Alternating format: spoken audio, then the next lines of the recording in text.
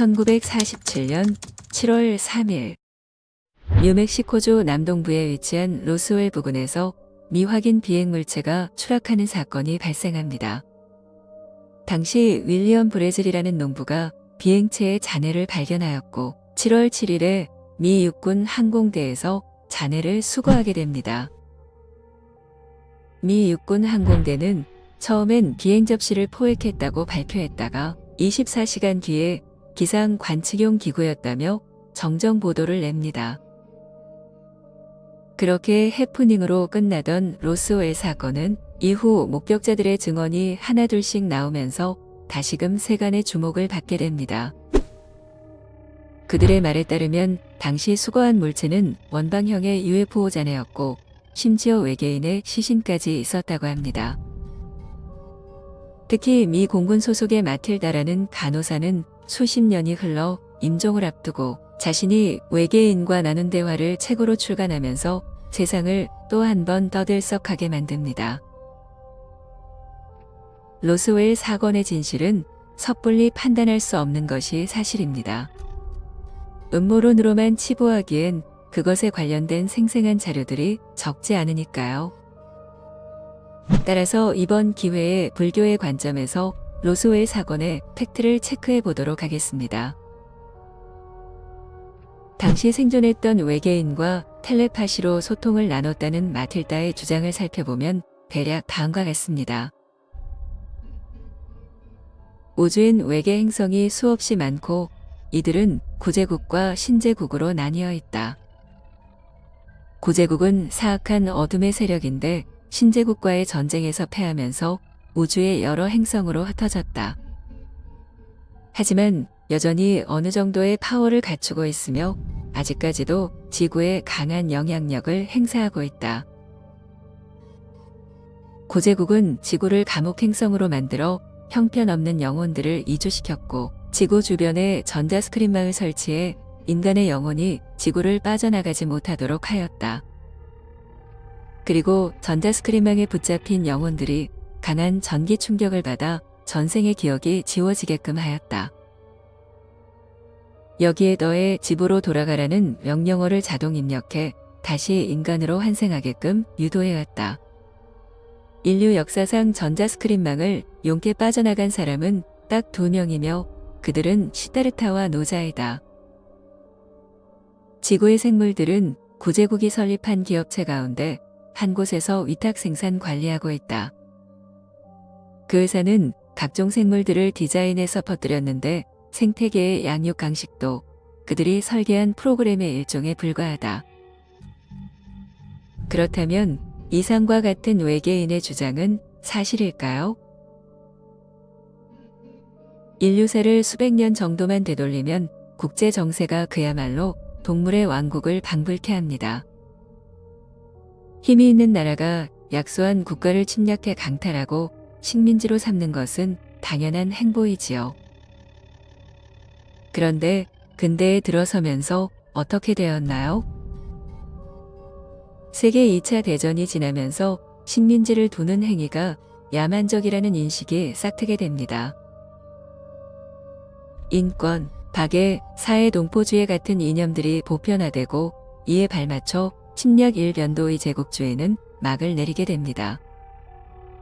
물론 자국의 이익을 우선시하는 정책은 여전하지만 그렇더라도 세계인의 눈치를 봐야 하는 세상이 된 것이지요. 향후 100여 년 정도가 더 지난다면 인류는 지금보다 훨씬 더 성숙하게 변모할 것입니다.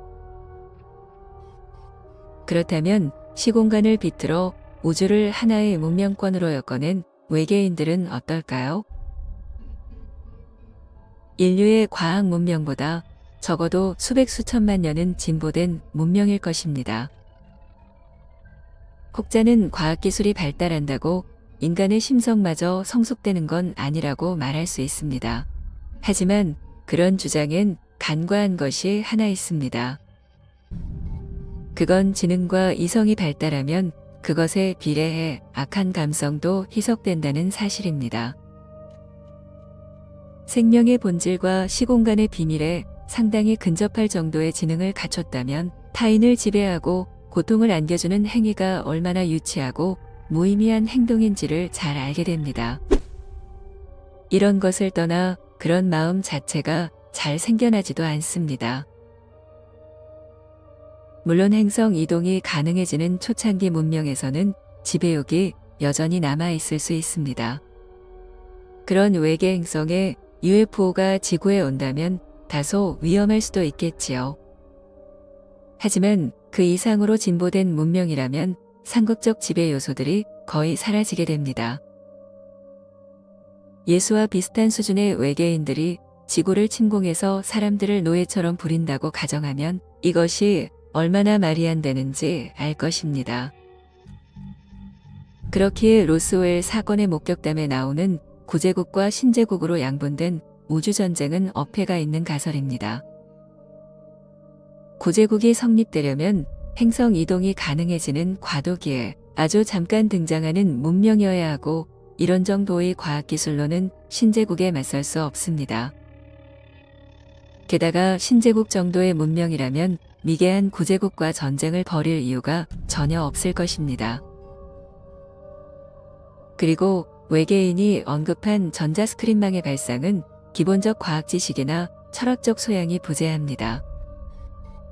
물론 전자스크린망을 통과한 2명을 시다르타와 노자라고 지목한 대목은 일면 좋게 봐줄 수 있습니다. 이때도 2명으로 한정하는 것보다는 시다르타와 노자로 대표되는 불도와 선도가 해탈의 열쇠를 쥐고 있다는 뜻으로 받아들이면 좀 더 합리적일 것입니다. 그리고 외계인의 영혼에 대한 주장은 서양인의 사고에 일부러 맞춘 것처럼 보입니다. 사후엔 지구권이란 경계가 사라져서 온 우주가 하나로 이어지게 됩니다. 영역이 높으면 어디로든 마음껏 왕래할 수 있는 것입니다. 다만 대부분의 영혼들이 그럴 만한 능력이 없어서 지구로 다시 환생하는 것뿐이지요. 그러니 일부러 감옥을 만들려고 전자스크린망 같은 것을 따로 설치하지 않아도 됩니다. 영역에 의해 저절로 걸러지게 되니까요. 그리고 영혼을 구성하는 전기가 흩어지려 하면 구태여 집으로 돌아가라는 명령어를 입력하지 않아도 존속을 위해 윤회를 시도하게 됩니다. 그리고 환생할 때는 새로운 창조를 위해 과거의 기억이 저절로 지워지고요. 이건 누군가가 전기 충격을 가해 인위적으로 조성한 것이 아니라 자연 그대로의 현상입니다. 그리고 기억이 완전히 지워지는 것도 아니고 잠재의식에 한동안 저장될 뿐입니다. 외계인이 지구의 생물을 디자인해서 퍼뜨렸다는 얘기도 생물학적으로 근거가 부재합니다. 생태계의 극히 일부의 어떤 생물에 대한 실험을 할 수는 있지만 자연 현상의 대부분을 디자인했다는 얘기는 기독교의 창조론에 익숙한 사람들을 설득하려는 의도로 보입니다. 그리고 초고도로 발달한 문명이라는 도메인 소속의 비행 접시가 대기권의 번개에 맞아 추락했다는 것도 어설프고 잔해를 보란듯이 남긴 것도 말이 되지 않습니다. 만일 그 당시 UFO가 로스웰에 추락한 것이 사실이라면 오히려 그들 외계인이 구제국 소속일지도 모릅니다. 주도 면밀한 미군이 위협을 느껴 전기 충격으로 그 외계인을 죽였다면 그럴 만한 이유가 있을 것입니다. 아무튼 지금까지의 풀이는 외계인 인터뷰에 나오는 얘기가 사실이라는 가정하에 분석해 본 것입니다. 한마디로 총평하면 마치 스타워즈 영화나 공상과학 소설의 수준으로 보입니다. 딱 하나 불도와 선도가 감옥에서 탈출할 방법이라는 대목만 잘 만들어진 것 같습니다. 물론 이 부분도 정확히 표현하면 붓다의 불교와 단군의 선도라고 해야 마땅할 것입니다. 요컨대 미개한 사회에 개화된 문명인들이 들어오면 그들이 마치 신처럼 우러러 보이게 됩니다. 마찬가지로 문명이 극도로 발달한 외계인들이 지구를 방문한다면 우리 역시 그렇게 바라볼 수 있습니다. 하지만 그건 일반인들의 국한된 얘기입니다. 수행자는 가장 높은 차원을 견지하기에 그 어떤 외계 문명과 조화한다고 해서 달라지는 건 없습니다.